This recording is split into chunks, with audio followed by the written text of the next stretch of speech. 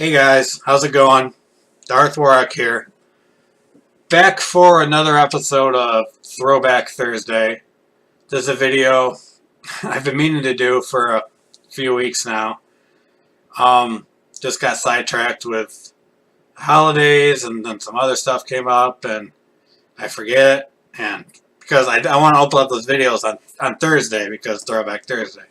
So Thursday comes and goes and I forget about it. So I've been promising Throwback Thursday on this White Zombie album, and I'm finally doing it.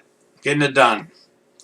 This is for White Zombie's album. Okay, this is a mouthful. Called Astro-Creep 2000. That's what most people refer to it as, because it's easier. But it's actually called Astro-Creep 2000. Songs of Love, Destruction, and Other Synthetic Delusions of the Electric Head. Whatever that means. White Zombie, fronted by an old metal band, fronted by Rob Zombie. Some people actually don't know that. Back when Rob Zombie used to make good music. I mean, I don't mean to shit on the guy, but there's some solo songs he's done that I don't mind, that I like. Some. The vast majority, I could definitely do without. He's gotten a lot lighter, a lot more into like electronic music, it seems. I don't know, it's just not me. But White Zombie, I'll take all freaking day. White Zombie is very heavy, very, very different at the time, and I just like him a lot. And Rob Zombie, you also know him from, you know, his films he does, you know, House of a Thousand Corpses, Devil's Rejects, 31, the newer one, which I still haven't watched. I have it on my computer. I still haven't watched it. Lords of Salem, which a lot of people don't like, but I liked a lot. Halloween, his remake of Halloween, which I liked. I didn't like his remake of Halloween 2, or I don't even know if that was a remake, but I didn't really like that one. But, yeah, you know from that, Rob Zombie is a big horror and sci-fi fan, and it comes through in a lot of his music, and it really came through a lot in White Zombie's music. They came out with an album in 92, I believe, called La Sexorcisto Devil Music Volume 1. There never was a Devil Music Volume 2, but this is Devil Music Volume 1, and lots of samples from horror movies, titles referring to horror movies. This is what really drew me to this band. Is I'm a gigantic horror fan and sci-fi fan, comic book fan. He gets into all of that. And this album, Astro-Creep 2000, I'll just refer to it as, he goes even further on this than the previous album. And the previous album had some success, but so this album was even bigger. Lots of samples on this album, and let's get into the album. It was their fourth album, their fourth and final studio album. Lots of people think they only have La Sexorcisto, Devil Music Volume 1, and Astro-Creep 2000, but they had two albums before that on independent labels. They were pretty decent. They weren't the greatest, but they were albums. It was released on April 11th, 1995. It was their most commercially successful album. It reached number 6 in the Billboard Top 200. And the drummer from the previous album, La Sexorcisto, which I'll refer to that now, had left to start a record company. And for this album, they hired John Tempesta. I don't know how you pronounce it. Tempesta. He had been in metal bands such as Exodus and Testament to drum on this album, and I really like the drumming on this album. I think the drumming greatly improved over the first album. And yeah, that's what it is. They got a new drummer. They hired him. It's a little more industrial metal. While La Sexorcisto is more groove metal, this one's a little more industrial sounding. They got some people that worked with like Ministry and Nine Inch Nails. And yeah, really, really good stuff. I wanted to get into I promised a story about my connection with this album way back when I did the last Throwback Thursday. Back in this album, probably the year it came out, 95, maybe 96, I don't know. But I was staying with a friend of mine in Denver, Colorado, and she worked at a mall, all day at a mall. And I would get bored at home, waiting for her to come back. So I would go to the mall with her. While she worked, I would just wander around the mall. And I had a Discman. If any of you old folks remember what a Discman is, it's like a Walkman. I don't even know if you know what a Walkman is. It's like an iPod. But instead of the iPod, you have headphones attached to a CD player. You carry the CD player around and listen to a CD. Okay, well, I'll get bored hanging out at the mall too, so this is the only CD I had at the time with me. The rest of my stuff was back home in New York. And I would listen to this album all day, every day. And I really love this album. I know this album from front to back. I love it. And I figured I gotta do a review. So, yeah, it's like I said, more industrial metal than the groove metal of Les Exorcisto.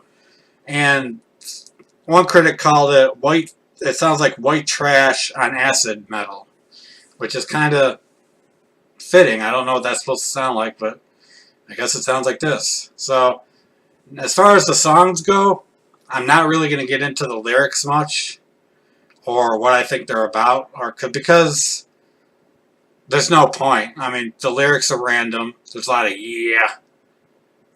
I'd like to count how many times he says yeah in this album. It's a lot. He says motherfucker a lot. The lyrics are pretty random, and I don't really think most of them are supposed to be about anything. But they're really cool, and I can't hazard a guess at what any of these songs are about.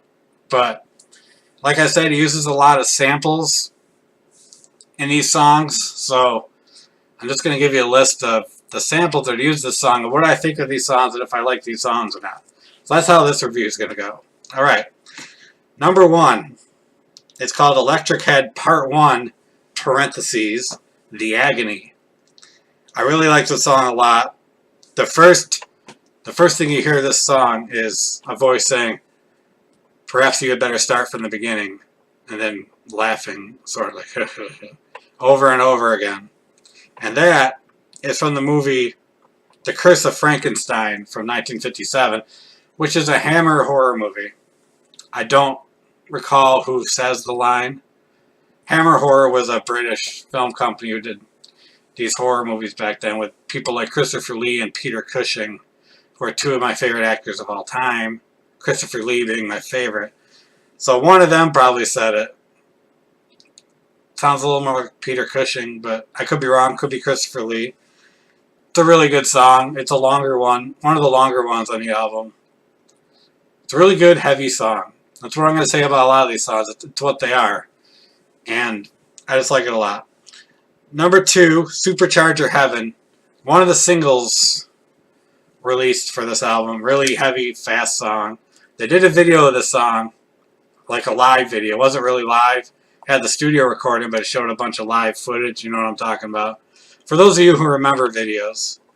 And the beginning, look, I know the supernatural isn't something that's supposed to happen, but it does happen, is from the 1963 film The Haunting, and there's a part in the middle with a bunch of, if you don't know the language, a bunch of gibberish in another language. It's actually a dramatization of a Catholic heresy trial, and in the middle of it is, he says, it is not heresy, I will not recant.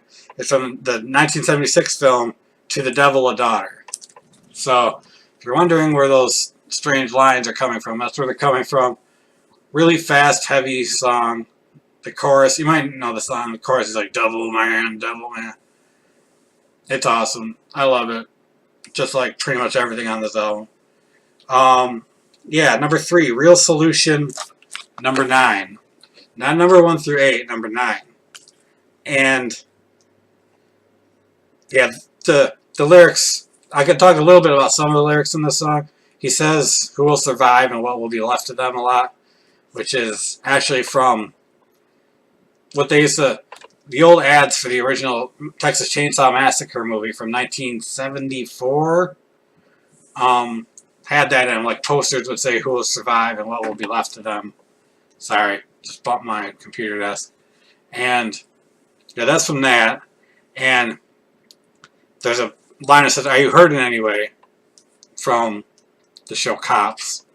Weird sample there compared to everything else. And there's stuff like a woman saying, I remember her saying, "I'm already dead." Something about burning an X in your head. And something about a stupid symbol. It's all quotes from a Diane Sawyer interview with, what's her name again? Patricia Kremwinkle, who was a member of the Manson family. So these lines are straight from one of the Manson family's mouths. And it's kind of creepy in a way, but kind of cool as hell too. Not that Charles Manson is cool or anything, but it's authentic like that, so it's pretty awesome. Really cool song. It's kind of like, there's some electronic parts in it. It's kind of repetitive. Says who will survive and what will be left of them, and he says, "I'm already dead" a lot. And at the end, there's like a little Johnny Cash quote. He says, "I keep a close heart on this watch, this heart of mine. I walk the line," or something like that. That's from, obviously, the Johnny Cash song "Walk the Line." So there's that too. Cool song. On to number 4, "Creature of the Wheel." Now this, there's quotes: "Creature of the Wheel, Lord of Infernal Engines. Oh, brothers and sisters, does he have the marks?" They're all from the movie. What year to come out? 1971. From the film The Omega Man. Now, if you've ever seen the movie I Am Legend with Will Smith, it's the same thing. That's another version of The Omega Man, which is another version of The Last Man on Earth, which are all adaptations of the Richard Matheson book I Am Legend. So, great book. I've liked every adaptation, every movie adaptation so far. The Last Man on Earth was Vincent Price in that one. I don't remember who was in the Omega Man. I know it was someone big, but I can't think of it right now. And Will Smith was in I Am Legend. But yeah, great song. Creature of the Wheel.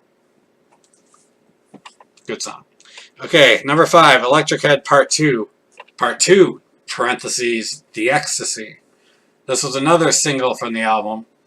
They made a video for this album that I liked a lot. And if you're into Rob Zombie's movies, around this time he had started directing White Zombie's videos. And you can really tell because the video is like a circus kind of thing with creepy clowns and a lot of creepy circus shit going on. And I like the video a lot. I like the song a lot. It's one of my favorites on the album. All the samples are from the film Shaft. Like Up Yours, Baby. Watch Your Mouth, Man. I'll do anything I want. I'll say whatever I want. They're all from the movie Shaft, which is a blaxploitation film. You know, Shaft. I forgot who did the song. But yeah. Most people have heard of Shaft before. They did a crappy remake with Samuel L. Jackson, but that's what that's from. Okay, number 6, Grease Paint and Monkey Brains. Okay, there's one main sample from the song. It's kind of a long quote. It says, "There's a lot of people who are running now. I could run. Man, there's a lot of people running now. You think it's right to run?" It's from one of my favorite horror movies of all time, 1978's Dawn of the Dead. George Romero, one of the greatest horror directors of all time, at the time. He hasn't made a good movie in a long time. He needs to give up. But, yeah, those Night of the Living Dead, Dawn of the Dead, Day of the Dead. I even like Land of the Dead a little bit. Those are all movies worth watching, and that's from that Grease Paint and Monkey Brains. I'm not sure what that refers to. A lot of random lyrics, but really cool, heavy song. Like the rest of the album. This isn't music it's not Bob Dylan. You don't analyze their lyrics and shit. It's just not, it's not there. Just sit back and enjoy the music is what this is. And I enjoy it quite a bit. So on to number 7. I wrote down all these, what do you call it, samples. just so I have something to talk about with the songs, because I can't figure out what any of the songs are about. So number 7, I Zombie. There's music and shrieking sounds at the beginning that are from the Brazilian 1970 film Awakening of the Beast, which I have never seen. He has seen much more movies than I have. Remember that show MTV Cribs? I saw an episode a long time ago, like back in the 90s, with Rob Zombie, and he had this whole library of old horror movies, and I was just salivating. I'm so jealous. I wish I had all that. But I Zombie is a cool song. It's really fast and heavy. He says a lot, I Zombie, and I don't know, maybe singing about himself being a zombie. But then he says the words Astro-Creep 2000 a lot too, the title of the album. So, don't know what it's about. Okay, number 8, More Human Than Human. This was another single from the album. This was the big single from the album. Like, I remember seeing this video on MTV all the time. Another one directed by Rob Zombie. And there's like a robot in it, like an old 50s sci-fi looking cheesy robot. It was really cool. I liked the video a lot. They cut out there's a girl having an orgasm at the beginning of the song, and they cut that out on the radio and the video. But that is from a 1982 post-apocalyptic cult pornographic science fiction film called Cafe Flesh. I don't know. I might have to check that out sometime. But yeah, this is the most popular song from the album. Probably the most popular song White Zombie ever did. Really good song. You still hear this on the radio these days. Just a really good song. I love it a lot. I know it's like the most overplayed White Zombie song, but I don't listen to the radio, so there you go. I like it a lot. Number 9, El Phantasmo and the Chicken Run Blastorama.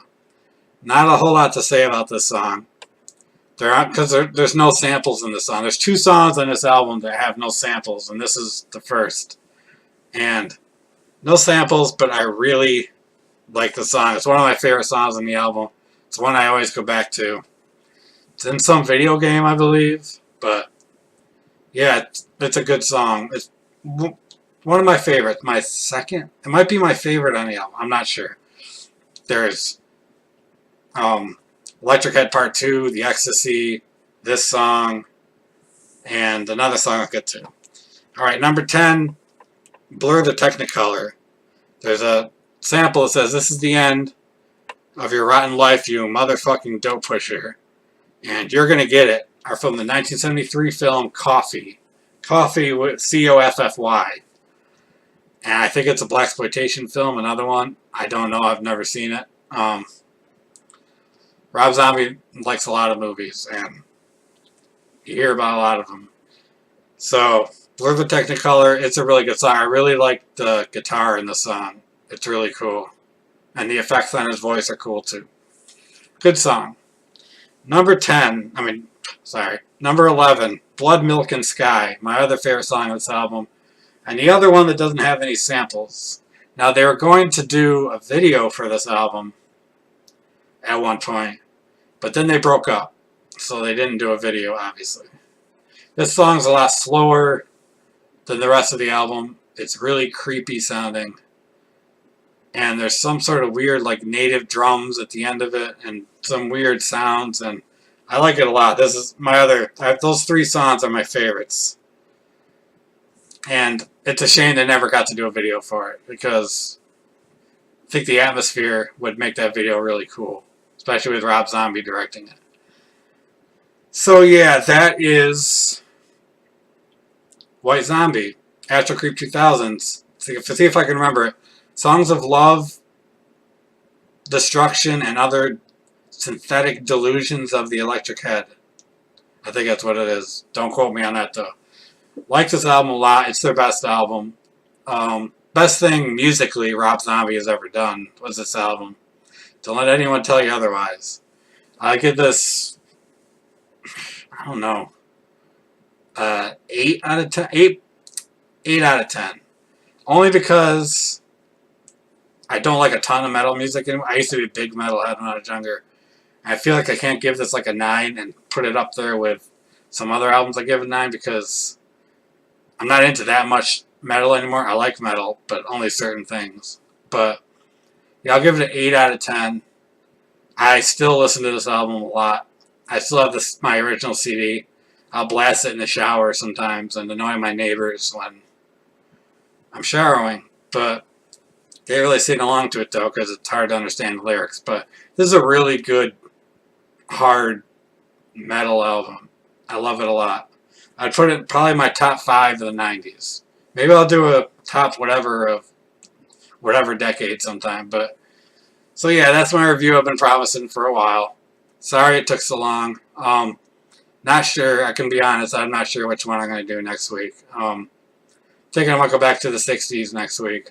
So it's been a while since I've done run from the 60s. It's just so fucking many to choose from. But yeah, I'll see you next week hopefully. No promises for Throwback Thursday, but I'm planning on it. So see you next week. Hope you enjoyed it. 8 out of 10. Check out this album. See ya.